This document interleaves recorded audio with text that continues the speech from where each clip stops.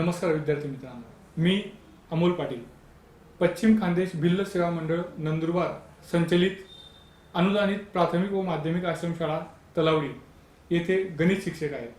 विद्यार्थी मित्रांनो, आपण आज मॅथमॅटिक्स पेपर सेकंड मधील पहिलं चॅप्टर बघणार आहोत। त्यामध्ये बेसिक कन्सेप्ट ऑफ जॉमेट्री, त्यामध्ये आपल्याला आज जे पॉइंट्स घ्यायचे ते पहिला आहे आपला point, line, plane. Second coordinates of point, then distance and betweenness. इतके पॉइंट आपल्याला आज बघायचे आहे। विद्यार्थी मित्रांनो, पॉइंट्स म्हणजे काय, तर आपल्या भाषेत आपण जो काही टिंब ठेवतो त्याला आपण पॉइंट म्हणतो।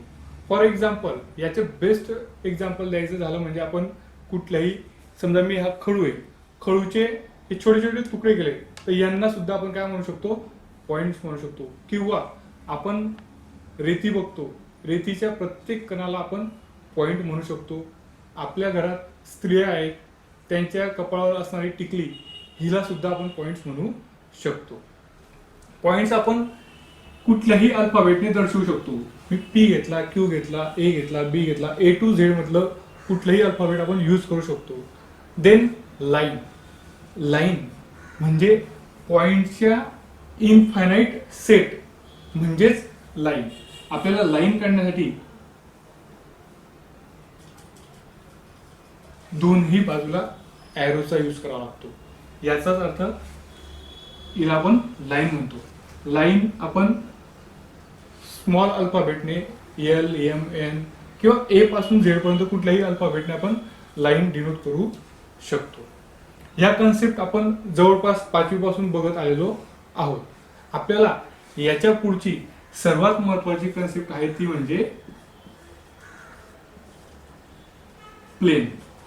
प्लेन कुणाला म्हणायचं मित्रांनो, प्लेनला कुठलाही आकार आपण देऊ शकतो, फक्त जी फिगर तयार होणार आहे ती क्लोज असावी। जसं की मी हा एक क्वाड्रिलॅटरल घेतला, ही कंप्लीट फिगर झाली, दिस इज अ प्लेन। हा ट्रायंगल घेतला, this is a plane. Circle, this is a plain.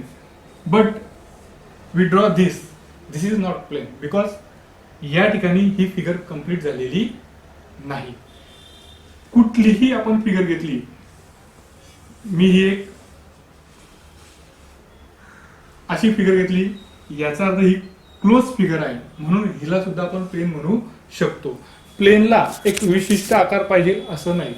Plain म्हणजे काय, आपल्या शेताचा तुकडा किंवा आपल्या ताटातील पोळीचा तुकडा, कुठल्याही प्रकारच्या फिगरला, क्लोज फिगरला आपण काय म्हणू शकतो, प्लेन।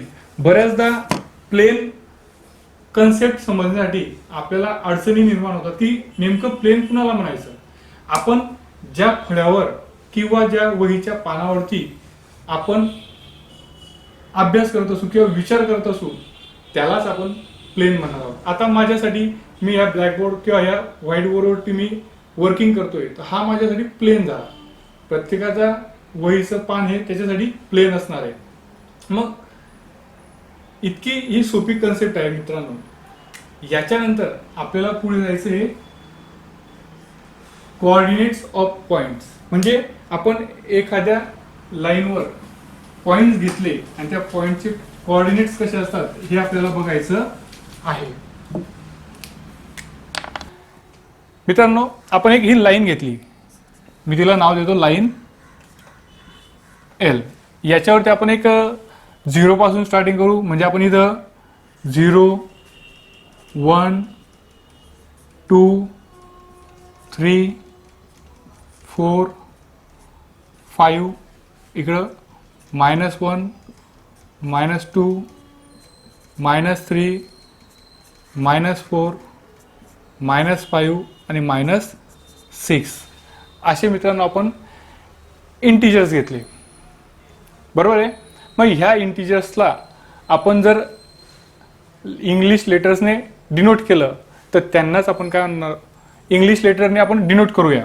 म्हणजे 0ला मी ए ने डिनोट करतो, A, B, C, D E F, इकडं G P Q R S and T, अशा प्रकारे मी ह्या लाईनवर हे पॉईंट्स घेतले.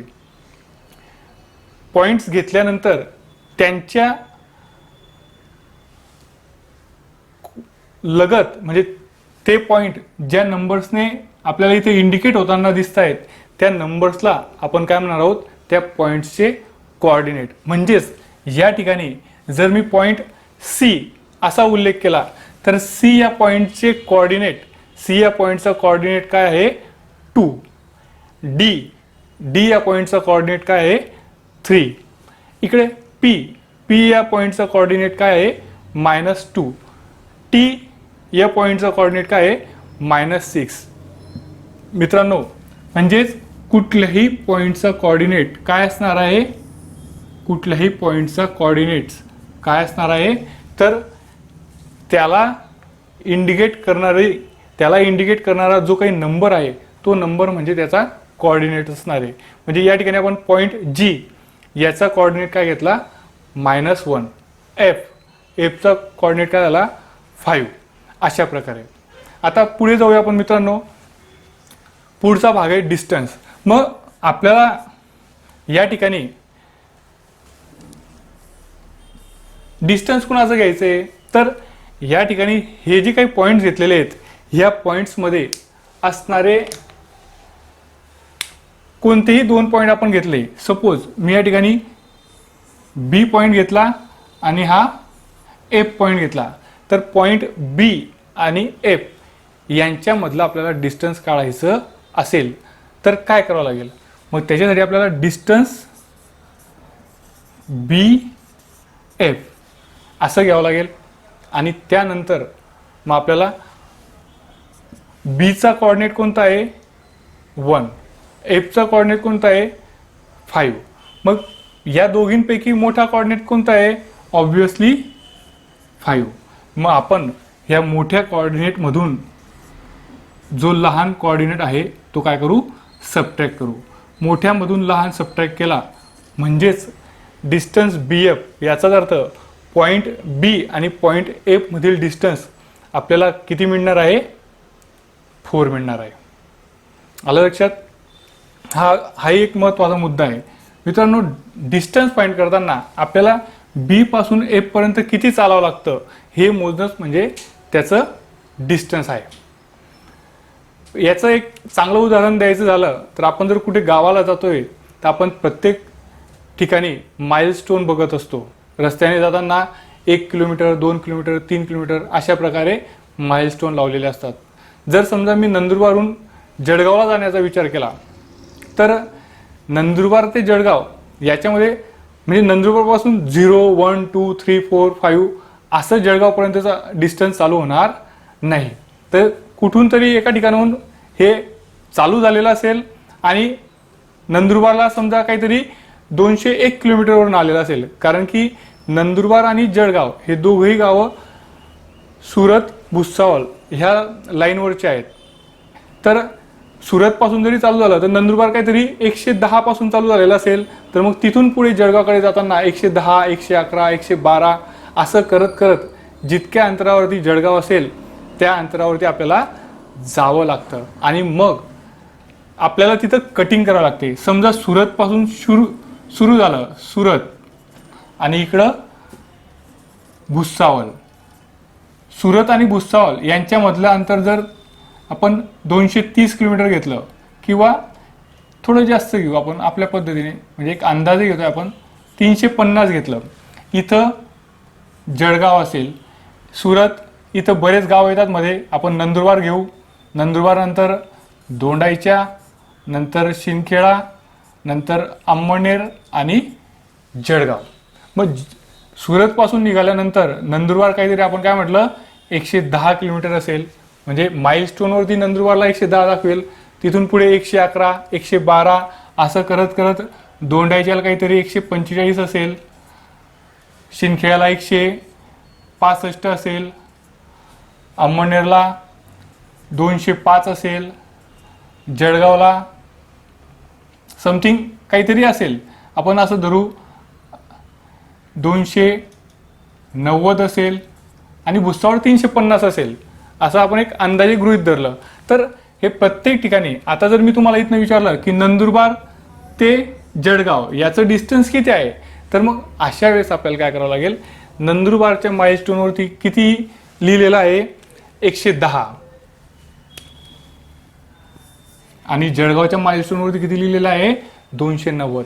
म्हणजेच आपण 290 मधून जर 110 मायनस केले तर आपल्याला 180, म्हणजेच आपण काय म्हणू शकतो, नंदुरबार ते जळगाव याच्यामधलं डिस्टन्स किती आहे 180 किलोमीटर आहे.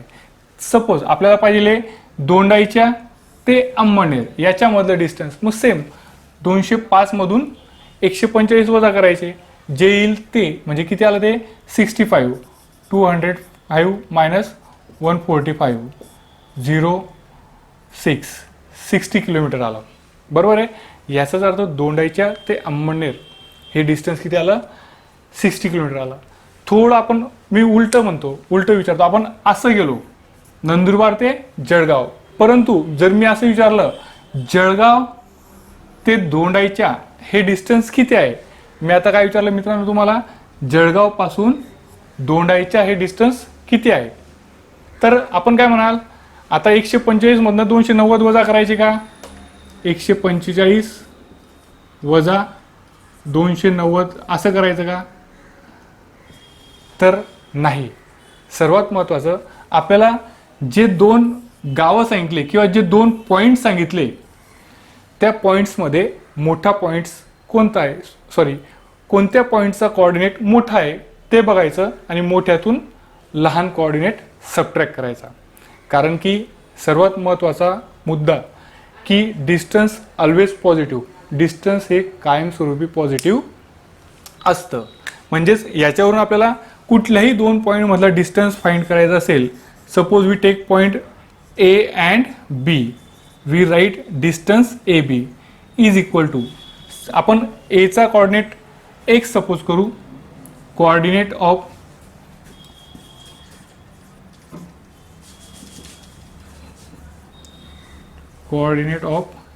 A is x and of B is y. आपण A चा कोऑर्डिनेट x घेतला आणि B चा कोऑर्डिनेट y घेतला, त्याच्यावरून कुठलंही डिस्टन्स फाइंड करायचा एक जनरल फॉर्म्युला असा राहील, distance AB is equal to x minus y.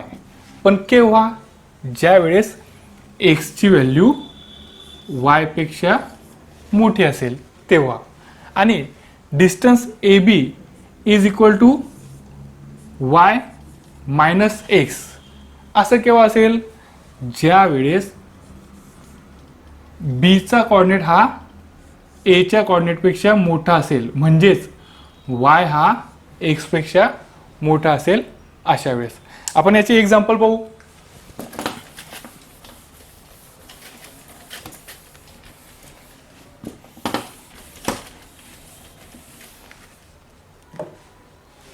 मी एचा कोऑर्डिनेट घेतला, म्हणजे for example x is equal to 5 and y is equal to -7 असं घेतलं. X is a coordinate of A, x is a coordinate of A and y is a coordinate of b. y हा b चा coordinate घेतला, तर आपण x ची value 5 घेतली आणि y ची व्हॅल्यू -7 घेतली. त्याच्यावरून डिस्टन्स ए बी फाइंड करायचं आपल्याला. Distance A B is equal to, मग या ठिकाणी आपण पाहणार कोणता कोऑर्डिनेट मोठा आहे, ए चा कोऑर्डिनेट x हा 5 आहे, याचा अर्थ हा मोठा आहे कारण की हा -7 आहे. म्हणून आपण काय करू, मोठ्यामधून लहान वजा करू. 5 -7 that is 5 here minus plus 7 that is 12. म्हणजेच या ठिकाणी डिस्टन्स ए बी किती आला 12 आला. त्याच्यानंतर सेकंड एक्झाम्पल घेऊ. हे फर्स्ट एक्झाम्पल झालं. सेकंड एक्झाम्पलसाठी आपण x इज इक्वल टू 10 घेऊ आणि y इज इक्वल टू 4 घेऊ. या ठिकाणी x मोठा आहे म्हणजेच distance AB is equal to काय करू आपण, same x minus y, that is 10 minus 4 is equal to 6. अजून एक एक्झाम्पल घेऊ आपण. x ची व्हॅल्यू आपण आता -10 घेऊ आणि y ची व्हॅल्यू 4 घेऊ. म्हणजेच या ठिकाणी distance AB is equal to काय येईल, 10 minus sorry here x is -10. हा आता या ठिकाणी काय झाला आहे, स्मॉल झाला आणि y काय झाला, मोठा झाला. म्हणजेच आपण y minus x that is 4 minus -10 करू, दॅट इज 4 प्लस 10 14. अशा प्रकारे मित्रांनो आपण डिस्टन्स हा टॉपिक बघितलेला आहे. Then betweenness.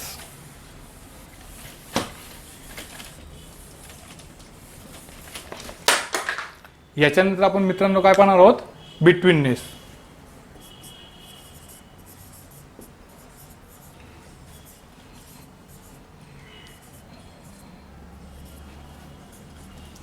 बिटवीननेस म्हणजे काय, त्याच्या अगोदर मित्रांनो आपण एक कोलिनियर पॉइंट्स ही कन्सेप्ट क्लिअर करून घेणार आहोत, कारण की ते आपल्याला बिटवीननेससाठी महत्त्वाची आहे.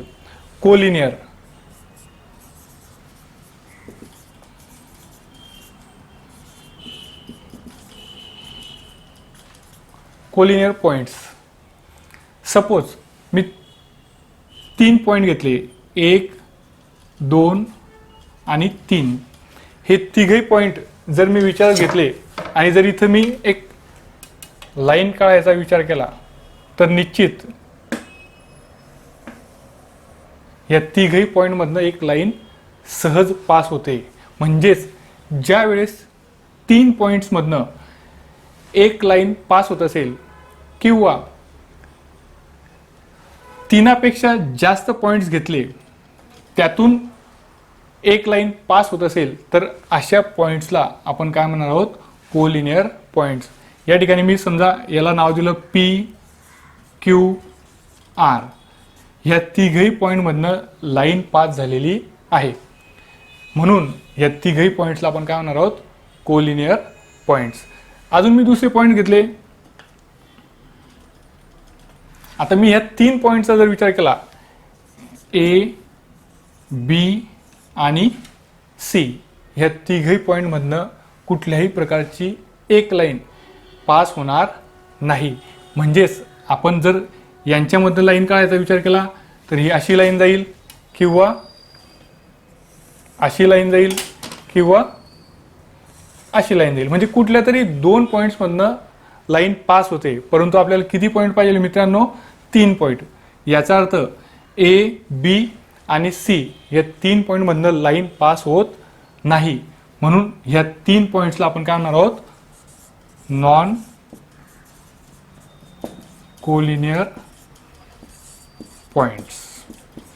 ह्या 2 गोष्टी लक्षात ठेवणं गरजेचं आहे. कोलिनियर म्हणजे काय की एकाच रेषेतनं 3 पॉइंट जात असतील किंवा 3 पॉइंट्समधनं एक रेषा जात असेल तर अशा 3 पॉइंट्सला कोलिनियर पॉइंट्स म्हणतो.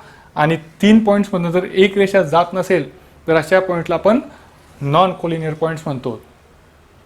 आता आपण बिटवीननेस पाहू मित्रांनो. म्हणजे कोलिनियर पॉइंट्स आणि नॉन कोलिनियर पॉइंट्स या 2 गोष्टी आपल्याला समजलेल्या आहेत की जर एका रेषेत 3 पॉइंट असतील किंवा 3पेक्षा जास्त पॉइंट असतील तर त्यांना आपण कोलिनियर पॉइंट्स म्हणणार आहोत. आणि जर 3 पॉइंट्स हे एका रेषेवर नसतील तर अशा पॉइंट्सला आपण नॉन कोलिनियर पॉइंट म्हणणार आहोत. पुढे पाहू मित्रांनो, बिटवीननेस. आता या ठिकाणी A B C हे 3 पॉइंट्स आपण घेतलेले आहे आणि आपल्याला या ठिकाणी काय दिसतंय की B हा पॉइंट A आणि C च्या मध्ये आहे. म्हणजे point B is between point A and C असं आपल्याला म्हणता येईल. म्हणजे आपल्याला ABC यांना 3 प्रकारे लिहिता येईल, A बी सी किंवा बी सी ए किंवा सी ए बी, सॉरी अजून त्यांना आपल्याला लिहिता येईल सी बी ए, म्हणजे याच्या रिव्हर्स हे झालं. अशा प्रकारे आपल्याला अजून म्हणजे दोनदा लिहिता येईल. त्यात आपल्याला ह्या तीन गोष्टी बघायच्या आहेत की कोण कुणाच्या मध्ये असू शकतं. या ठिकाणी point B is between point A and C and here point C is between point B and A आणि third A is between point C and B. अशा प्रकारे आपल्याला म्हणता येईल. म्हणजे या ठिकाणी आपण काय म्हणू, बी हा पॉइंट ए आणि सीच्या बिटवीन आहे, इथं सी हा पॉइंट बी आणि एच्या बिटवीन आहे आणि ए हा पॉइंट आपल्याला सी आणि बीच्या बिटवीन आहे असं म्हणता येईल. याच्या साहाय्याने आपल्याला असं म्हणता येईल, म्हणजे या फिगरला लक्षात घेऊन आपल्याला A B C are 3 collinear points असं असेल तर आपण काय म्हणू, B is between A and C असं आपण केव्हा म्हणू शकतो, ज्या वेळेस distance A C is equal to distance A B plus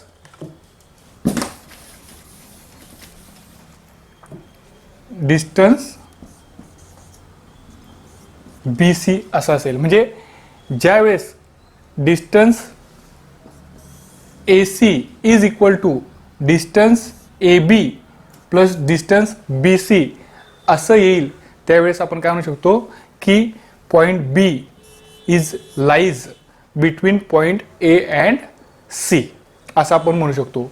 आणि ज्या वेळेस हे इक्वल येणार नाही त्यावेळेस आपण काय म्हणू, point B is not lies between point A and C. बघा पहिली गोष्ट म्हणजे काय आपण घेतलं की ए बी सी हे कोलिनियर पॉइंट घेतले. काय घेतले, कोलिनियर पॉइंट.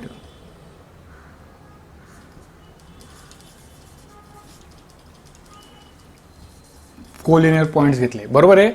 मग याच्यावरून आपण काय दाखवलं की म्हणजे हा फॉर्म्युला यूज केला आणि जर बी हा म्हणजे हे दोघेही सेम आले, इक्वल आले, तर आपण काय म्हटलं की point B lies between point A and C असं म्हटलं. आणि याच्या उलट जर आपण बी हा पॉइंट ए आणि सीच्या लाईज आहे असं आपण घेतलं, त्याच्यावरून आपल्याला काय दाखवता येईल, असं जर आपण घेतलं तर आपल्याला काय दाखवता येईल की point A B C are collinear. म्हणजे आपण त्याचा कॉन्ट्रास्ट बी बघितला. याचं एक्झाम्पल घेऊ मित्रांनो. आपण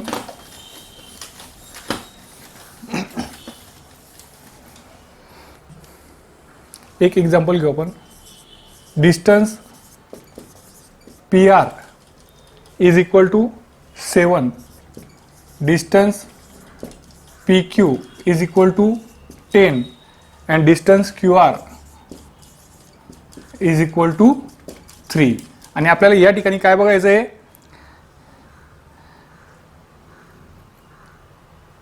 find which of the point is between the other two. म्हणजे या ठिकाणी आपल्याला 3 पॉइंट दिलेली आहे, पी क्यू आणि आर. मग या 3 पॉइंट मध्ये कुठला पॉइंट हा कोणत्या 2 पॉइंटच्या मध्ये आहे असं दाखवायचं आहे. आणि ते दाखवल्यानंतर ते 3 पॉइंट हे कोलिनियर आहेत किंवा नाही हे आपल्याला दाखवायचं आहे. मग त्याच्यासाठी सर्वात महत्त्वाचं काय करायचं की हे 3 डिस्टन्स घेतले आपण, distance P R, distance P Q, distance Q R. या तिघही डिस्टन्समध्ये कुठलं डिस्टन्स हे मोठं आहे, तर या ठिकाणी आपल्याला डिस्टन्स पी क्यू हे मोठं दिसतंय. आपण इकडे लिहू distance P Q is equal to 10. आणि मग आता राहिलेले 2 distance P R is equal to 7 आणि distance Q R is equal to 3. मग आता आपण काय करू, या दोघही राहिलेल्या डिस्टन्सची बेरीज करू. Distance P R plus distance Q R is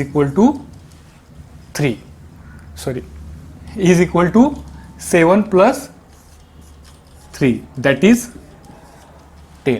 म्हणजेच मित्रांनो या ठिकाणी पहा आपल्याला काय म्हणता येईल, therefore distance P Q is equal to distance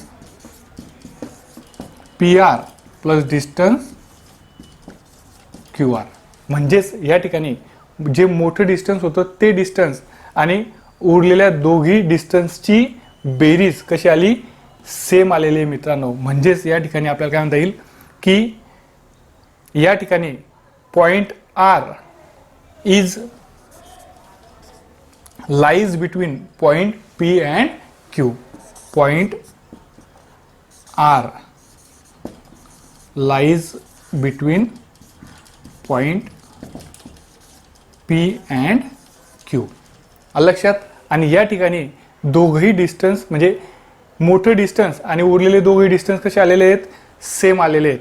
आणि आर हा पॉइंट पी आणि क्यूच्या लाईज आहे. म्हणजेच आपल्याला असं म्हणता येईल की P R and Q R collinear points. म्हणजे याच्यावरून आपल्याला काय म्हणता येईल, P R Q R collinear points. विद्यार्थी मित्रांनो, अशा प्रकारे आपण आज 4 कन्सेप्ट शिकलो. एक म्हणजे पॉइंट, लाईन, प्लेन, त्यानंतर coordinates of point, distance and betweenness. अशा 4 घटकांचा आपण आज अभ्यास केलेला आहे मित्रांनो. निश्चित याचा आपल्याला फायदा होईल आणि मी आपल्याला याच्या पुढील व्हिडिओ घेऊन येणार आहे लवकरच.